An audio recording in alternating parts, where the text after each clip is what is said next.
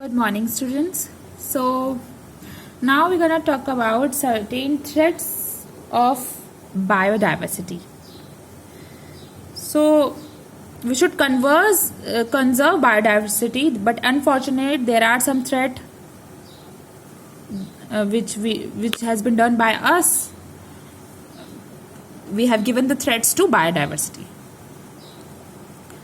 We should conserve the biodiversity because we are the most intelligent in species and we know how it is important to conserve biodiversity.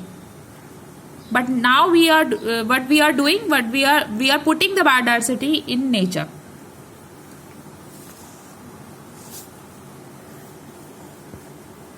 How? Have you ever seen that most of the forests are being cut down because of human beings? So it is the cutting down of forest. We are doing it in a larger scale because human beings need trees for various purposes. We utilize them, the wood, for many purposes, for furniture, for constructing houses. So we are destructing the entire forest for this.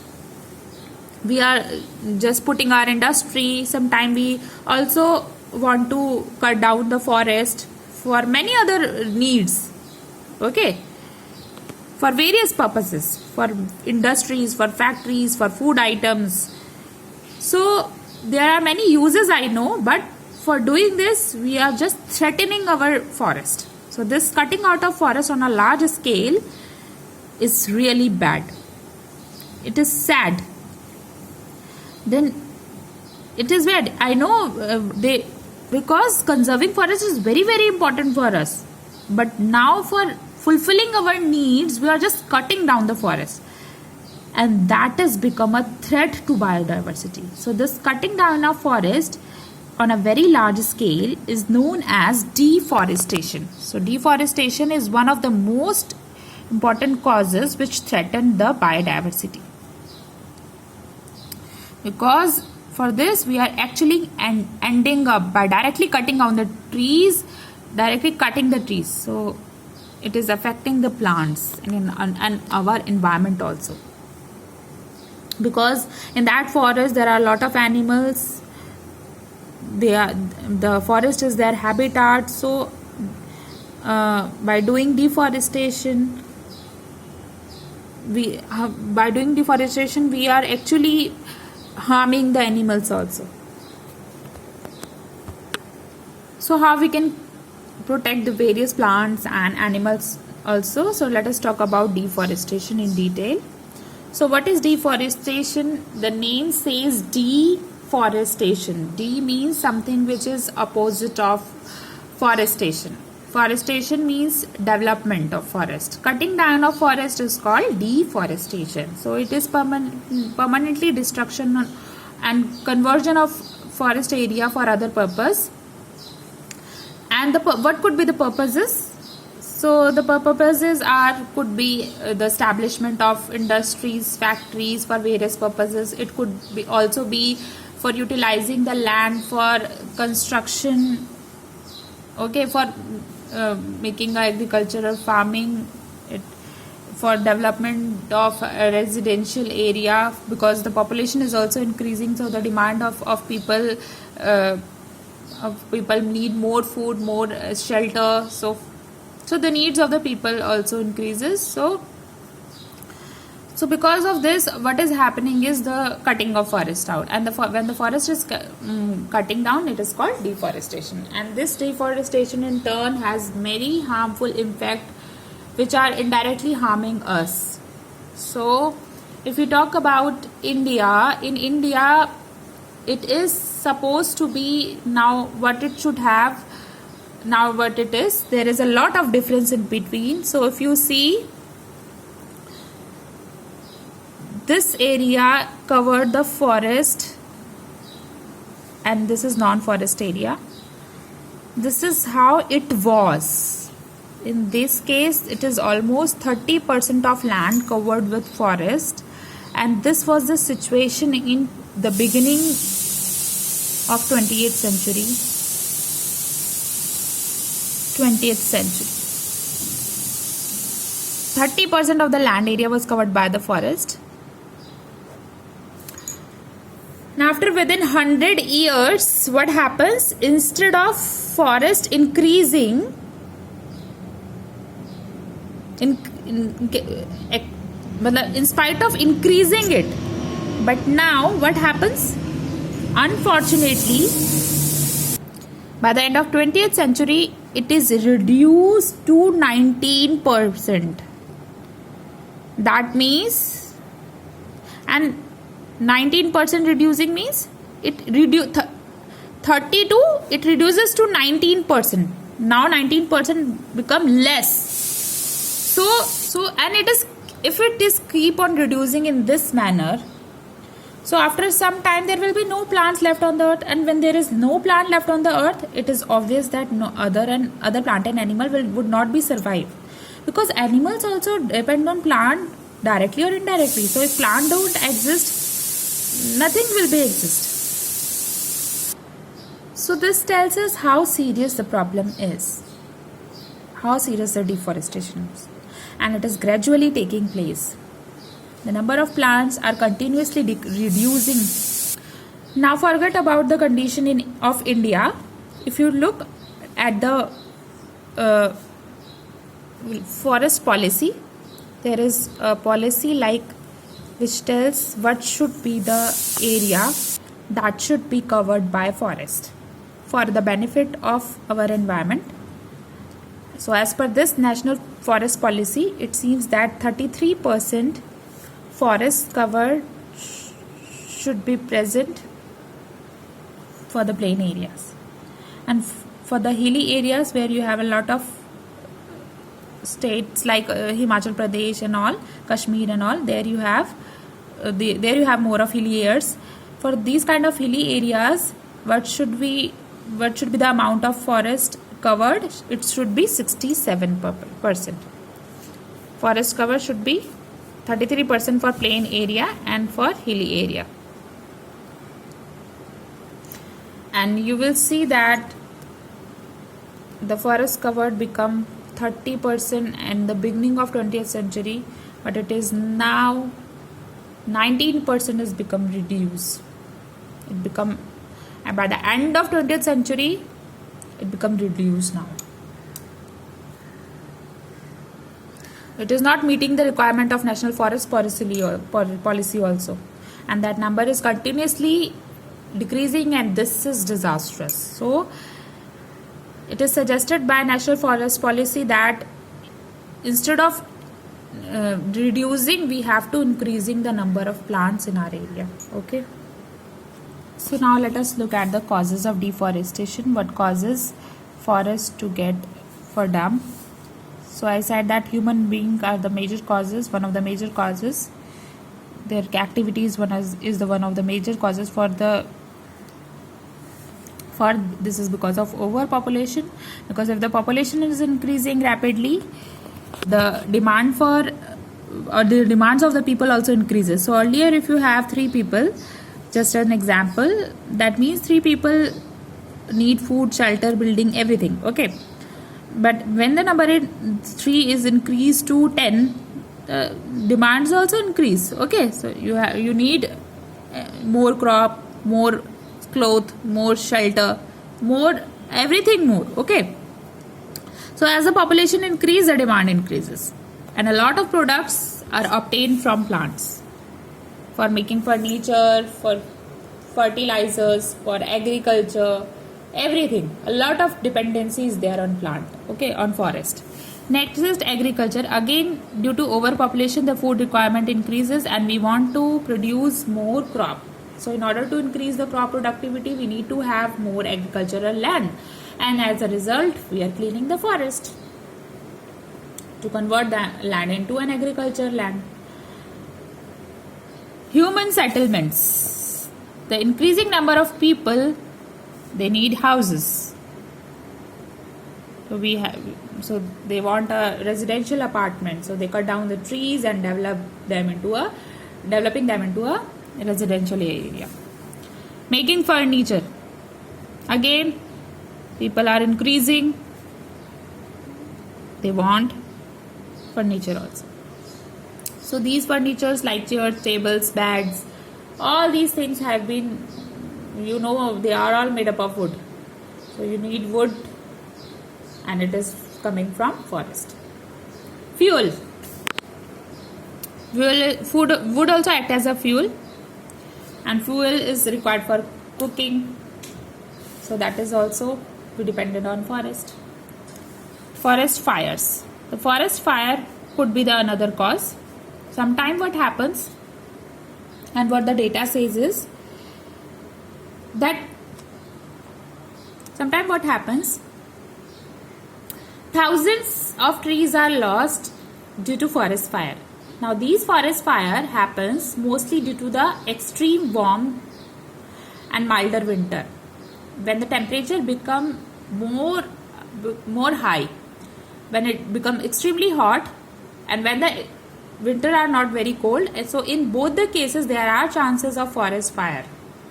So they catch fire, and that is one a natural cause for the destruction of forest. Forest fire can also be caused by the human being also. So you see all the causes. It is only we are the culprit for deforestation in all the cases. Only the human being are the culprits. Again, the last one is industries. So like you need paper. Paper is manufactured in industries, and paper is made up of wood. So again you have to cut down all the trees in order to make a paper. So paper is not only the one thing. There are a lot of things which we obtain from industries, and for setting up the industry they have to cut down the trees, and then the industries build up there. And again, if you want to make paper, clothes, which all are, again we depend on forest for this also.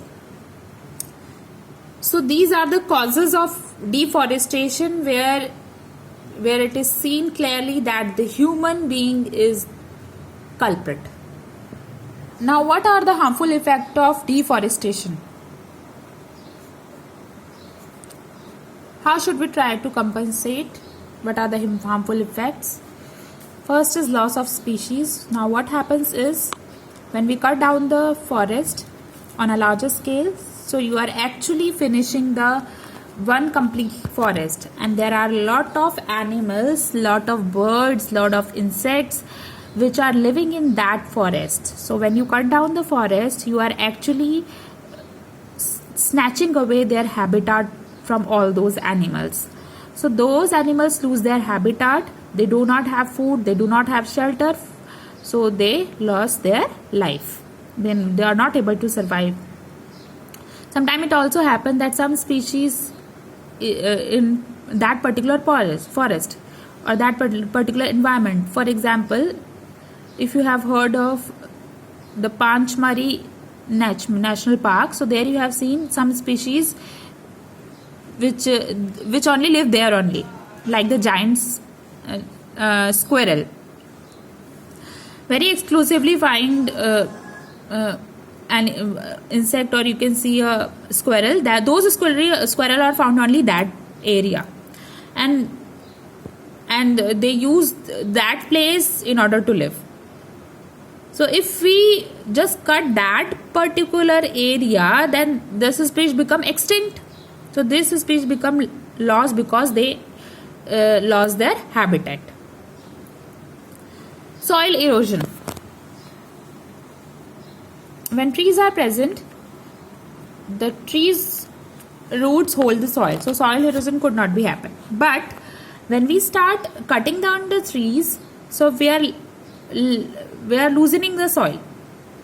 This allows the top layer of the soil to get easily washed away by water, by wind. So whenever there is a rainfall, there is a storm, the upper layer become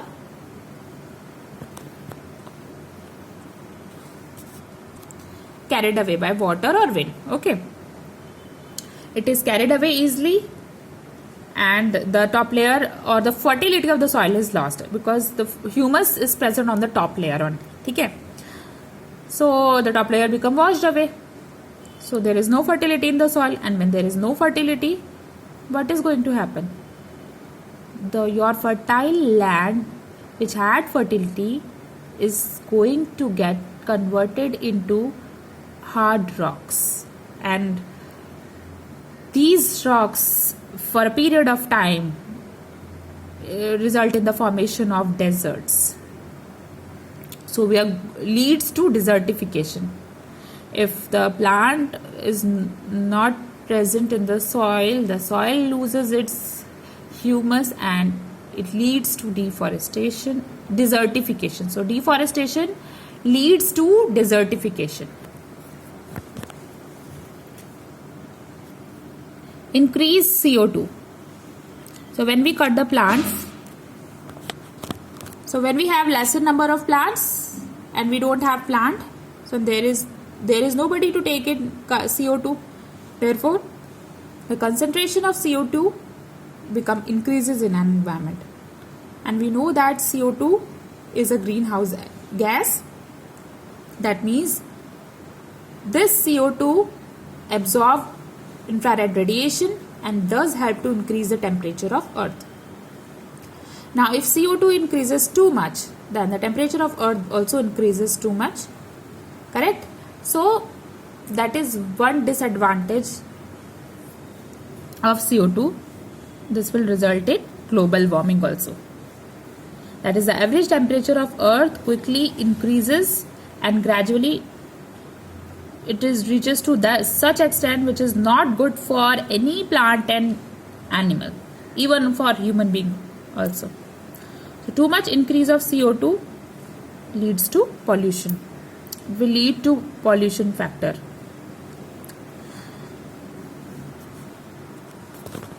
Lowered groundwater level. Now, when the plants are removed, the water level also reduces. So the entire ecosystem of the forest, when the plant become cut down, the animal can't survive. Everything will be destroyed. Okay. Possibility of flood increases. Because when plants are present, the roots of plants hold the soil tightly.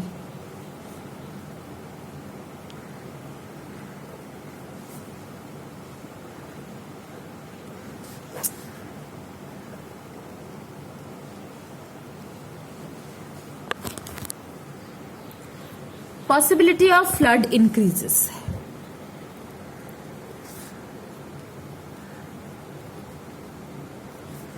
Because if there is no plant, the water holding capacity decreases. So whenever there is a rainfall, it will not because plants are not there, it will not be able to hold the water. And what will happen? There will be more water on the surface, and that is what we call flood. Because whenever the water holding capacity is good, water will be taken by the soil, and soil will hold a lot of water, and it passes the same water to the ground, underground. Okay. And when there is no plant, so soil is not able to hold the water, and water is also present on the surface only, and most of the water is present on the surface, and that is causing flood. So the possibility of flood is increased. Also the possibility of drought increase.